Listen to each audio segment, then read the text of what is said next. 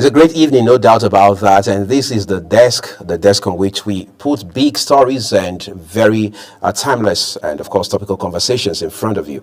I am Uyi Agmofugbe, welcoming you to today's edition of the program. It's going to be another 49 minutes of very interactive conversations here on the program. Nigeria is a country at some sort of intersection right now, if you like, given the impact that the petrol conversation has had on the economy and, of course, the social life of the people of this great country. For the first time, it is obvious that Nigerians are tired of the hula baloo and all of the back and forth around who is to blame, whether it's the NNPC or the international oil companies or independent marketers or even other regulators within this sector.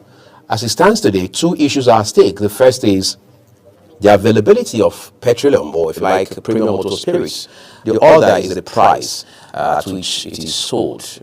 In the last 2-3 days, we're seeing an increase, astronomical increase, I should say, with regards to the queues across filling stations, including NNPC filling stations. 2 days ago, my colleague and I here talked about how that some NNPC stations had even shut down, refusing to dispense the products on account of a controversial directive they got from the federal government. So today, that's a big discussion here on the program. But while we are at it, the National Economic Council is also saying, look, we are giving states, 4 states in particular, and the FCT up to the 9th of September, which is still Monday, trying to report as to what the situation is in their states, all in the bid to determine what the framework should be about state police. Now, recall that state police conversation has also been here for a very long time.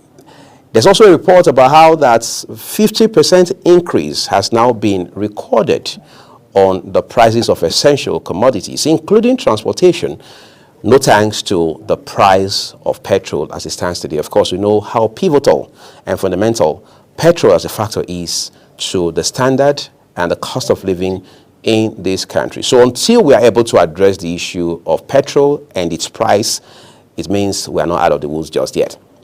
But let's not forget that there's a bit of politics as well, because today we understand that the Labour Party is not the same that Nigerians knew a year or two ago, because just yesterday, the leadership of the party, some people say, well, is a faction of the party, in this case, essentially comprising 2 leaders. The only governor of the party, Dr. Alex Otti of Abia State, and the party's presidential candidate in the 2023 presidential election, Mr. Peter Obi, led a meeting that ensured that one person emerged as the caretaker committee chairman of the party. Now, that was one of the person that former Minister of Finance in this country, Nanandi Usman. Some people say, well, she's a very personable and a likable human being with a lot of intelligence, and as such, they say they have no doubt in the capacity and competence to lead this troubled party. But we're going to begin with security issues, first of all, because lives and property must be secure before we talk about politicking. When we return after this break, my guest, who has a wealth of experience with regards to security matters, will talk to us about what is happening with Onne Port in Rivers State and all of the stories we're hearing about arms smuggling and the importation of ammunition. We're back shortly. Do stay with us, everyone.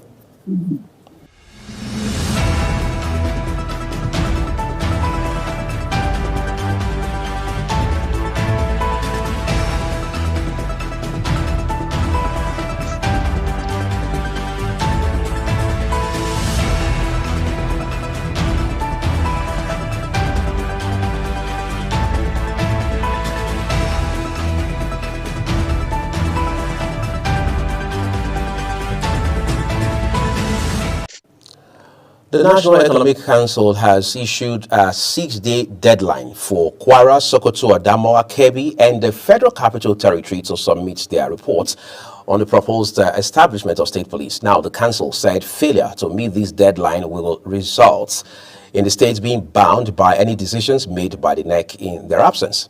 The directive was part of the outcomes from the NEC meeting held at the presidential villa just yesterday, chaired by Vice President Kashif Shettima. Now, the need for state police was highlighted by President Bola Tinubu in February following recommendations from state governors aimed at addressing rising insecurity nationwide. We're joined live via Zoom by Ahmad Getso, who is a security experts.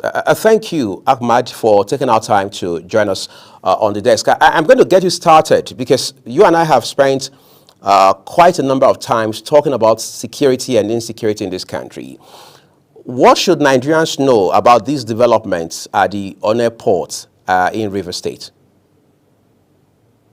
Well, as far as I'm concerned, this is not something new, and it is really sad and disheartening, and it is kind of exposing more and more that Nigeria and Nigerians are not really safe, and we have not been kind of prepared in providing the required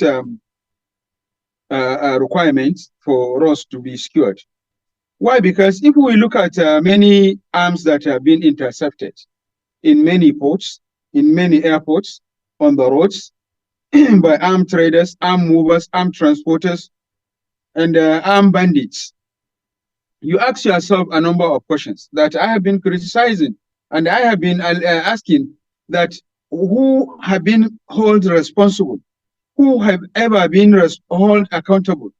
What has been the report and what has been the outcome of those who were found importing, transporting, moving, trading arms in this country? How have they been dealt with? Our inability to deal with them, our inability to manage them, our inability to utilize the intelligence information that we have been receiving in respect to the subject have made it difficult and more and more difficult to encourage the personnel within the cycle to do the needful, because we have not been prosecuting anybody, and even if we prosecuted, what has been the report? There is no feedback. What we are looking is you must have someone prosecuted before the court of law and to have the judgment, and this judgment is not something that's supposed to be hidden. It's supposed to be provided to the public as a public document for consumption. And at the same time, that could have served as a deterrence for others to be deterred from providing or participating in this illegal act. It is really touching, shocking, disturbing, disheartening, destabilizing that we are still having being intercepted despite huge security challenges that we have. The question is, who is responsible for this arm? Who are we going to hold accountable? Those who have intercepted in Enugu, in Katsina, in Sokoto, in Kebbi, in Zamfara, in Kaduna, in Abuja, Nasarawa, Plateau, and many other places. What have we done to show our commitment? Does that mean we don't have government, or we don't have we lack the capacity to utilize the intelligence? Or there are some people who are above the law that cannot be dealt with, so that could serve as a deterrence for others to not to be partaking in such illegal acts? It is quite disheartening, quite disappointing, quite discouraging, because we have not really had any feedback on any arrest. We only hear that arrest, we only hear that intercepted, we only hear that apprehended, we only hear that so number of ammunitions were found, displayed by police, displayed by military, displayed by custom, displayed by this and that. All the security agencies that they have been displaying those arms that have been intercepted either at Onne port or any other port. We never had a feedback about it. We never had anybody being prosecuted. We never get any feedback. And that is quite encouraging others who really make it a business. It is becoming a more lucrative business than even petroleum. It is becoming a more lucrative business in Nigeria, much more than even the gold and many other precious stone and other precious mineral resources that we have. And I think it's high time for President Bola Ahmed Tinubu to sit up to his responsibility, bring out those who were found wanting now and even before his government, and let them be brought to the book, and let them be dealt with. Unless we are ready and we are willing to do so, that is the only way forward that will take us to the promised land. Otherwise, we'll continue to deceive ourselves, and we become more insecure and more insecure. As it is now immediately implementing emergency protocols at the Onne ports for the next 3 months to conduct thorough examinations of all suspected containers in the premises. Walk us through the implications of this.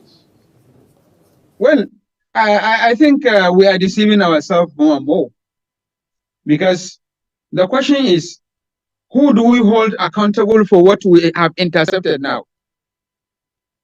Those that were found and intercepted and apprehended at many other various places, how have we dealt with them to serve as a deterrence? What were the clearing documents, the freight documents? What were the logistics documents that Nigeria received, or Nigerian custom, or whosoever intelligence at those ports and many other places? What have they received and inspected? So does that mean the Onne port and other ports have been utilized by many miscreants, importing arms and distributing them to serve their own interests? That is why we have serious armed proliferation all over the country. By implication, it is telling us that until next 3 months, why the 3 months? Why can't we have every 3 days feedback? Why can't we have every 3 days prosecution results? Why can't we have a mobile court?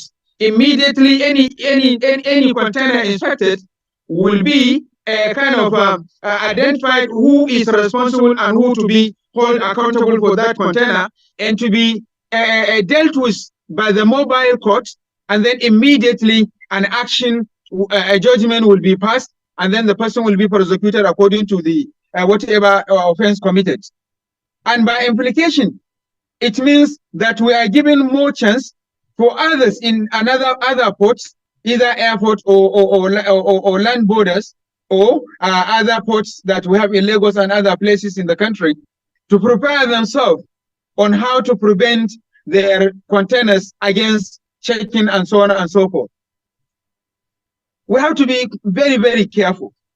And also by implication, it also had an implication to our policy making and our policy implementation, as well as even the judgment process, as well as even the intelligence. It means by implication, also it is telling us that even the international, the national intelligence agencies, that is the NIA, have not been doing their job. And it means the office of the Inspector, National Security Advisor is on question also. Office of the Inspector General of Police, Force Intelligence, and all other military intelligence and other intelligence formations, it means they are in question. And by implication, it means they have been compromising. And it means that Nigeria is becoming a dumping ground for all sorts of arms, so that people are making huge amount, trillions of money in dollars and pound sterling, simply because Nigeria has become an easy land, an easy place where each and every stupid and idiot can mobilize his arms, put it in a container, transport it, and use a different shipment documents, different logistics document, different freighting document, different clearing documents, and the custom and other officers, other personnel responsible for monitoring of those things have been participating and facilitating the process of importing arms and distributing arms in this country. To talk to you about this now, the Controller General of the Nigeria Customs Service, Adewale Adeniyi, says the recurring incidents at the Onne ports pose a threat to national security, and he stated that the health of citizens at the Onne port is increasingly being used as a destination for dangerous and illicit cargo, and then he described it as a disturbing trend. Now, on a final note on this very subject, what should be the ideal thing to be done in this instant case, and then going forward across other ports in this country? Because people have asked, how do insurgents, bandits, kidnappers, assassins, armed robbers in this country lay hold of arms? How do they get access to sophisticated weapons, whether light or whatever you may call it? So how do we deal with this going forward? Well, there are 7 simple ways we can deal with it. 1, intensification of monitoring, evaluation, and assessment. 2, a review of inspection of documents, clearing documents, frightening documents, import and export documents. And 3, we need to also profile those who have been importing those arms and to be for them to be dealt with in public, and then their names to be dented, to be black painted, so that they will not be given any privilege as far as import or export is concerned. Number 4, we need to check those personnel. We need to hold them accountable. We need to hold them responsible. We need to push them to expose those who they have been conniving with. And number 5, there is need for the Office of National Security Advisor to overhaul all the personnel that we have in the ports. Number 6, we must have a new technology. We must have improvised a new technology that could serve as a strategic way of scanning, monitoring, and tracking to ensure that those containers coming in through Onne ports and all other ports are really checked against arrival with any other illicit or arms or anything that is prohibited. Number 6, government must hold some people accountable. Not only accountable, some need to be demoted, some need to be dismissed, and some need to be jailed, lifetime jail, to be lifetime imprisonment. So that could serve as a deterrence. And the resources of those who were found wanting in participating directly or indirectly in this business need to be seize all their properties, and also for them to be prosecuted before the court of law, and also to be dealt with accordingly. And finally, there is need to have intensification of intelligence monitoring and enhancement of personal social behavior and the social welfare, as well as making sure that those who have been manning on and all other ports, even their own accounts and their own property and other possessions, need to be checked to compare whether they have the capacity. Otherwise, the corruption saga need to be dealt with accordingly. I think if these 7 items can be used as a trial, as a piloting strategy, probably we may have a foundation of how to deal with the situation, not to have a solution. These are expected to be the foundation and the guiding principles for having a partially safe ports in all other ports, not only on the ports. Quick break now, Mr. Getso, and you would have to please kindly stay with us on the program. But when we return, the debate around state police has been here for quite some time, but it appears there's a curve now to conversation. We'll find out exactly what it is and what the angles could be now and in the near future, but that will be after this break. Do stay with us. Thank you.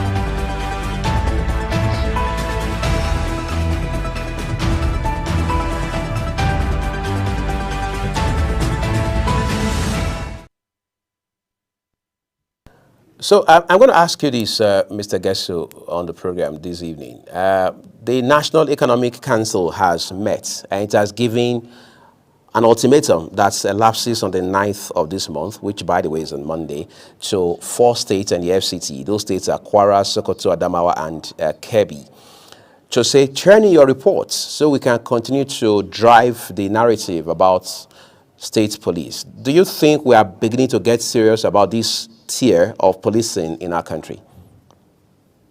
Well, I think we are only continuing to deceive ourselves. Because I think the biggest mistake President Bola Ahmed Tinubu administration will do is allowing the state police to emerge. That is absolutely wrong. That is absolutely condemnable. That is absolutely the wrong way. And that will never help Nigeria, but rather it will take Nigeria to a bad promise and to a bad land. Nigeria will landing in respect to security. Once we start state police, then everybody is on his own.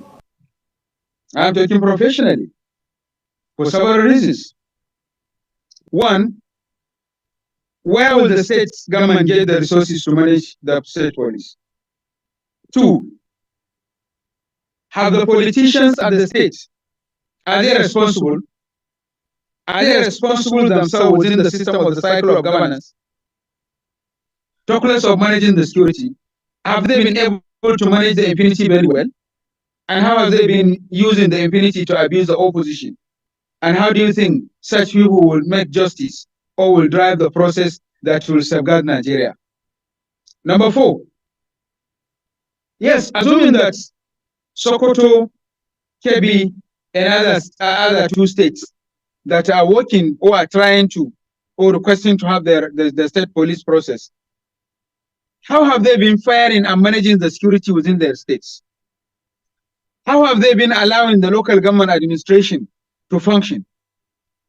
How have they been given opportunity for the police divisional police officers, the unit commanders, and how have they been avoiding connivance with other federal security agencies, especially the police, in mismanaging and misguiding and misleading the security management efforts?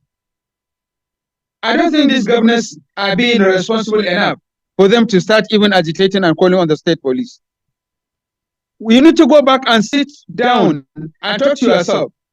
Are you really a governor? Are you really a manager? Are you really a leader? Do you really have passion for the people in the states? Are you really willing to have change? Are you really willing to have people having peace and security? And how far have you been managing the situation around the few local government within the metropolitan headquarters of the states? Only the few local governments. So I find it very difficult. It's highly condemnable. I will never state police, and I believe state police is going to take Nigeria to a big anarchy. Either I'm alive or I'm not alive, reference will be made.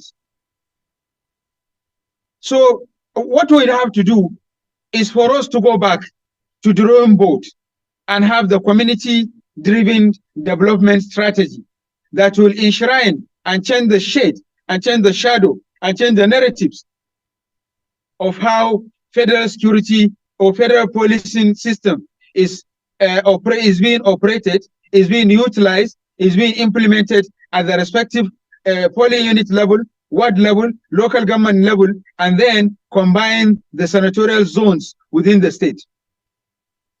So you, the governors, I challenge all of you that you don't have the capacity. You don't have the capacity, I said it and I repeat myself, to initiate state police. Even the federal system of policing, there is need to have an interwoven strategy whereby a more strengthened system of community-based engagement or community-based policing will be reintroduced so that there will be synergy, harmony, collaboration, partnership, corroboration, and some level of efficiency in terms of how federal police operates, in terms of how they relate with the public, how they relate with societies, how they relate with the local governments, outpost territories, how they relate with them, and how they have been helping situations to manage the local security using the local measures. But I'm disputing, I'm quite in disagreement, and I am calling the attention of Federal President Bola Ahmed Tinubu administration to be very, very careful and cautious not to introduce anything state police, because that will take Nigeria to anarchy. Reference should be made to these discussions I'm making, either now or after when I left these walls. I need to help you. I mean, I need you to help us establish a context here. There are people who would argue very vehemently that, look, Amotekun has been tried in southwest of Nigeria, and it seems to have, well, largely worked for that part of the country. And let's say that is probably, if you like, a pathfinder for what could ultimately become a state police. Don't you share that sentiment? I'm doubtful if Ametukum is being implemented as a state policy, because it is promoting calumny, it is promoting rivalry, it is promoting ethnic cleansing. That I don't believe that Ametukun is a state police. And I don't believe those who are practicing the state police in their respective states, they are not kind of promoting calumny. And they are not promoting traditional and ethnic cleansing. I don't think we're being right. I am doubtful, and anybody who have argument against my argument, I would appreciate if we can be on air on the same station to discuss this. I have so many evidences. I have so many informations. I have so many testable and reliable informations that Ametukum have been utilized as an instrument for tribal abuse, for tribal for tribal cleansing, and so on and so forth. So I don't think, because the state police is supposed to have kind of a unique system that will improve partnership, will improve dialogue, will improve understanding, will help in managing situations and circumstances of misunderstanding between the citizens and the migrants, and to have a streamlined system that will avert the issues of calumny, the issues of ethnic rivalry and the religious rivalry and regional conflict. It is more of promoting the regional conflict than becoming otherwise. I have so many testable evidences. I can present it when necessary. And recently I have sent letter to many of the Yorubaland traditional leaders. I hope my letters reach out to them. And I have cautioned them, and I have advised them professionally, and I have presented evidences for certain atrocities that were committed against other people who are not indigenous, which I think is really promoting calumny, and is also promoting tribal cleansing and tribal kind of rivalries. That will not help us. If we really want to do it, we should do it in the right way.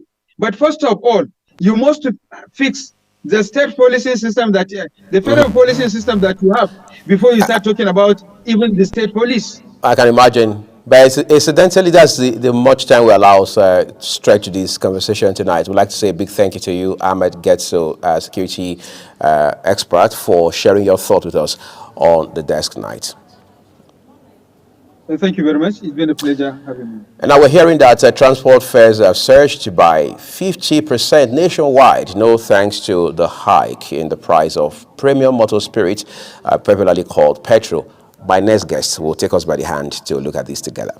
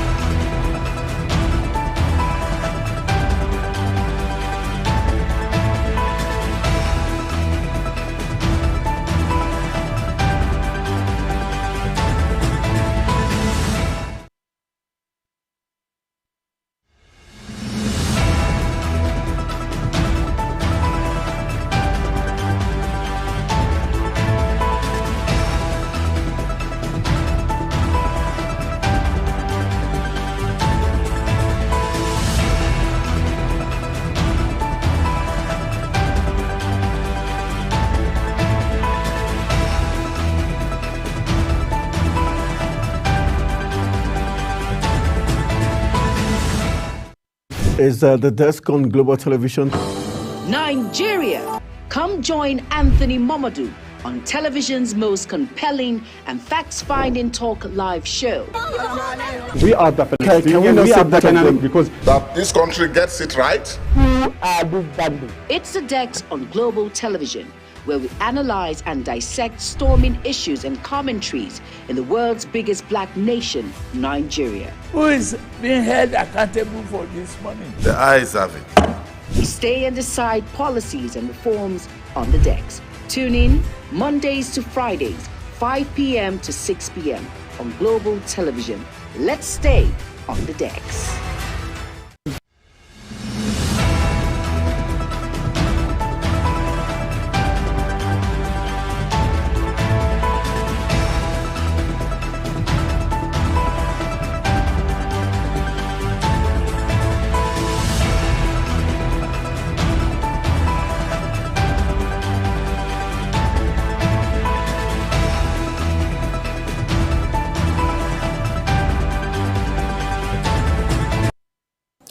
The latest hike in the price of petrol has pushed up transport fares by over 50% in major cities across Nigeria.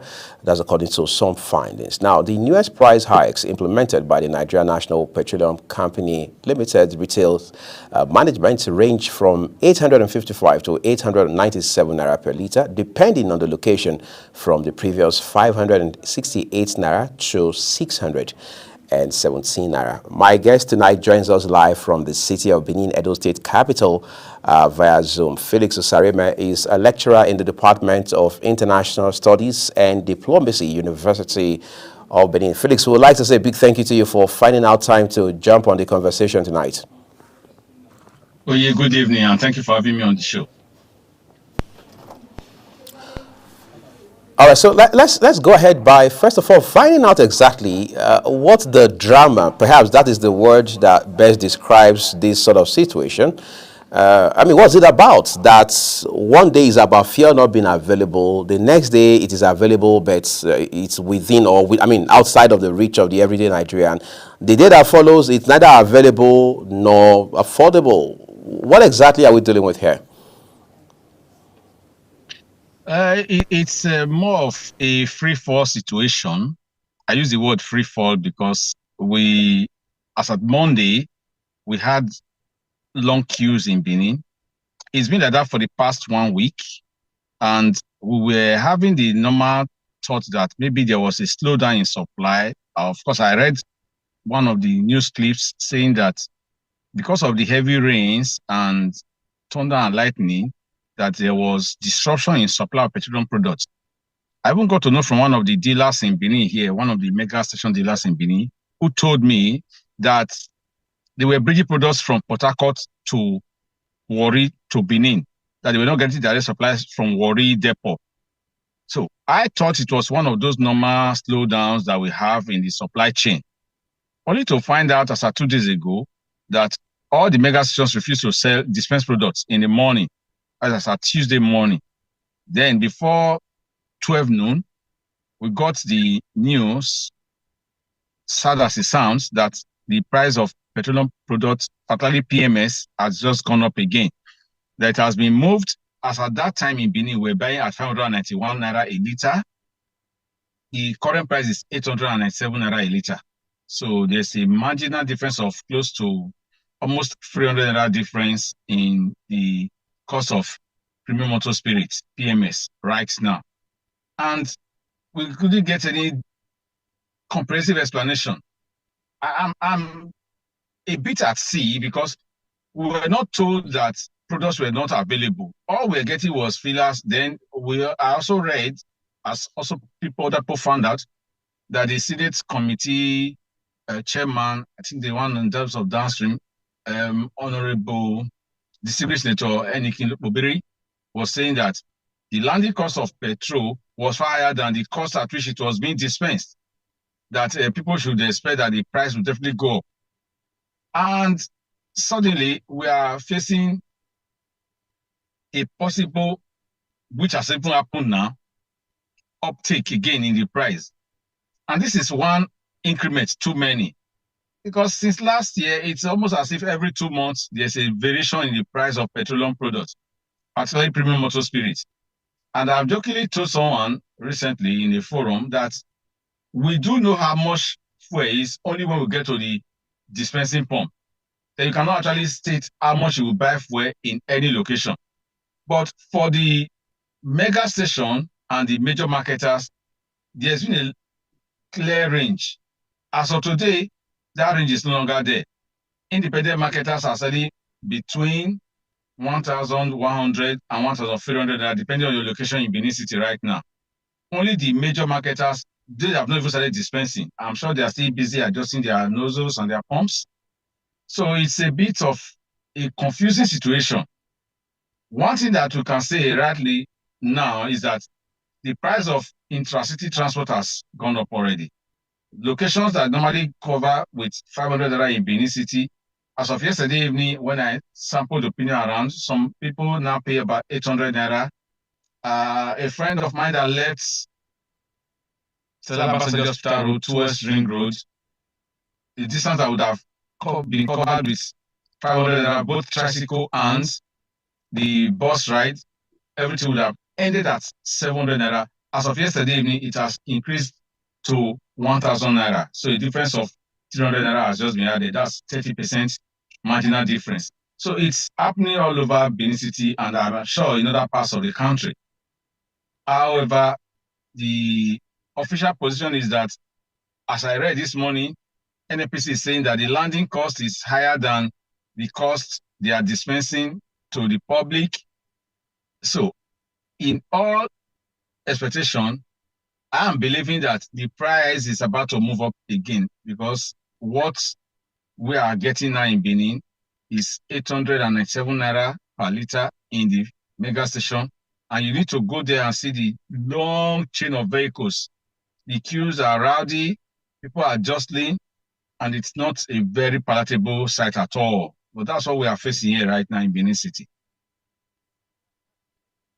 It just means that there's a whole lot of work to do to be able to, as it were, extricate Nigeria from this kind of dire situation in which we have found ourselves. But now we are hearing that the NNPCL will be selling crude directly to Dangote refinery. They've told us how many millions in terms of barrels they'll be selling and what they will also make available in the month of October to this refinery. Do you find consolation in that sort of news as a Nigerian? Well, in economics, there's this thing called Hobson's choice. You are stuck between the devil and the deep blue sea. And in this situation, it's going to be an existential decision that we have to make. What choice do we have? None, actually. But if selling crude to Dangote in Naira terms will alleviate the challenge of the ordinary man in the country, fine and well. But my doubt is clear. Dangote refinery has just come online. And as of yesterday, I read that he said NNPC has not evacuated what they have refined, that he has premium motor spirit of a higher grade than the one that has been imported from wherever it was imported into the country. The color is translucent, you can see through. It's not red, it's not grayish, it's just like water. Now, if Dangote is going to be the deal breaker, the average man in the street is not bothered by that. The primary question, therefore, will be, at what cost is Dangote going to sell petrol to the receiving public? And that price has not been made known to the public. In fact, in the last review that I saw, even one of the press briefings that he gave, he made allusion to the fact that the government, the Federal Executive Council of the Federal Republic of Nigeria, in consultation with NNPCL, will determine the price at which he will sell. But he is the producer, and he has not specifically told us how much the product will be sold to the receiving public. So that, again, leaves a question mark. And at the end of the day, it's a sorry situation because Nigeria is an oil-producing country. We've not had fractional refineries for years. Dangote refinery is supposed to be a rescue point. I hope and I do pray sincerely that it will grant relief that Nigerians are actually praying for. Relief from this consistent trauma of disconnection in supply of petroleum products. And we cannot run from the fact that it affects every individual in the country. Every Nigerian moves from one point to the other. Some communities have to generate their own electricity by using petrol engine, generators. You need fuel to run certain machines that are used in small and medium scale production. So, in its entirety, petrol runs the economy of Nigeria. Now, take away that argument and look at the fact that our productive sector, apart from the organized private sector, is largely driven by government inputs. If government employs people, these people have to move from their homes to where they work for the government. The goods that are produced in any factory or any industry must be moved from the point of production to the point of usage or consumption. So transportation is central to the economy and the productive processes in the country. To that extent, therefore, any alteration in the price of petroleum product, particularly an upward review, will have a corollary effect on all sectors of the economy. There is no running away from that. So if Dangote Refinery cannot guarantee steady supply of petroleum products, as we are hoping it will, because it is localized within Nigeria, that will therefore grant relief from, as I said, this persistent trauma. But it is not going to be easy if it's not affordable. So affordability therefore becomes another factor. Dangote Refinery, at what amount will it sell products to the receiving public? As I'm speaking to you now, frankly speaking, I do not know. But I do know that he has made allusion to the fact that the government, in consultation with NNPCL, will fix the price. So we are waiting for that response to come from them. But it can be a good deal breaker for the country because it's localized within the country. All those shipping costs, landing costs would have definitely been eliminated if we have a viable refinery that can produce the amount that is consumed daily in Nigeria using Nigerian crude at the same time. The government now says, look, we are moving to, as it were, contracting, or if you like, outsourcing the Warri and Kaduna refineries to a third party, whatever that means. But in the final analysis, does this feel like a new era, like a breath of fresh air compared to what we had seen in the past by way of efforts of trying to do some sort of turnaround maintenance or trying to revamp these moribund refineries? Pragmatically, if a refinery is moribund, is it the private sector that will now translate it into a viable entity? The primary question of those refineries is their viability. That is the primary question. The second question that will now be answered is its proper management. Government has no business doing business from the onset. So it failed because you are developing a socialist mentality in a capitalist environment. So it will definitely not work. Then link this with the specter of unbridled corruption in Nigeria and official high-handedness. This is a recipe for failure. And that's what has happened in the refineries. If the government says they are going to contract the refineries out to third parties, the third parties will likely not be able to still break even. Let's take an example, power holding in this country. It has been unbundled. Transmission was not unbundled. Generation was not unbundled. The only part that was unbundled is distribution. So that is the downstream part of the chain. And interestingly, that is the part that people interact with. Has that part been able to radically transform power supply in the country? The answer is no. Because there's going to be huge investment in the chain of supply of power from the generation to transmission to distribution. And there has not been, of course, there has been some investment in that sector, but it has not been able to create the necessary backbone, the infrastructure, the carrying capacity. If generation is even increasing, transmission will be failing. Transmission is failing, distribution will be comatose. So that's why we are already hearing of the grid is down. The network grid has collapsed. In the same way, the refineries in Warri and Port Harcourt, as I think they were built, what was the projection for future upgrades?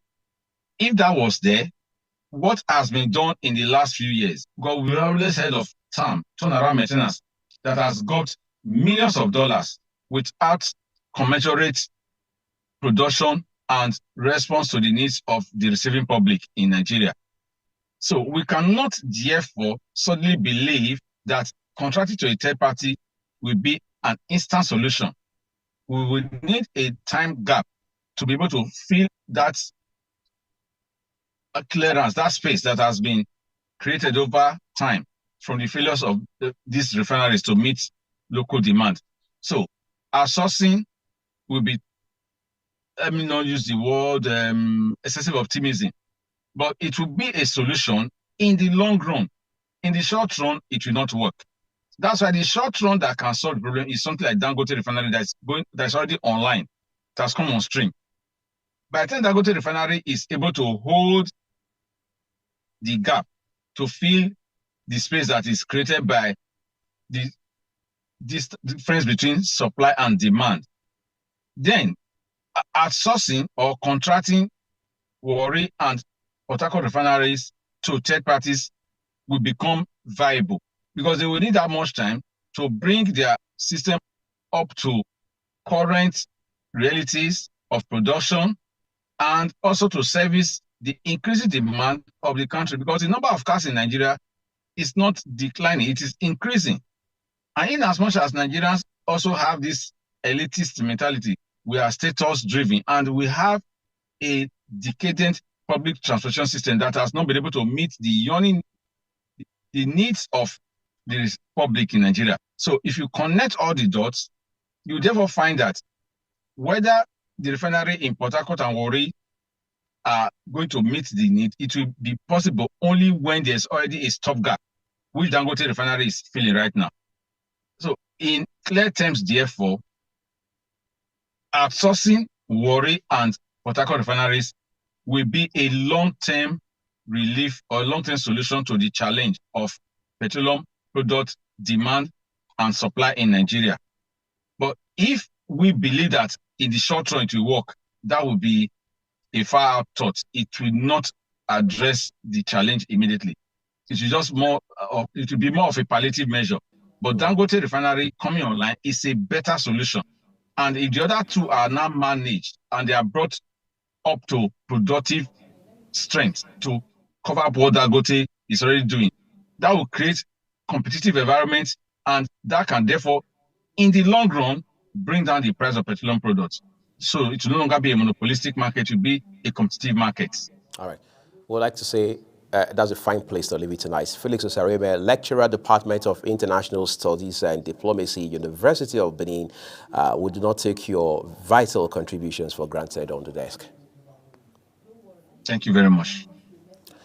Incidentally, that's what it is tonight, but Nigerians continue to live one day at a time, hoping that it's just a matter of days, maybe a few weeks away, before this phase of the challenge associated with difficulty in buying fuel is overcome, or if you like, it becomes a thing of the past. But in the meantime, it requires some extraordinary courage and hope to see every other day. I'm Uyi Agumofwebe, thanking you so very much for watching tonight. A quick reminder that the views of our guests on all of our programs, including the desk, are their opinions. Top of the hour will be time for News Cycle. We'll see you soon.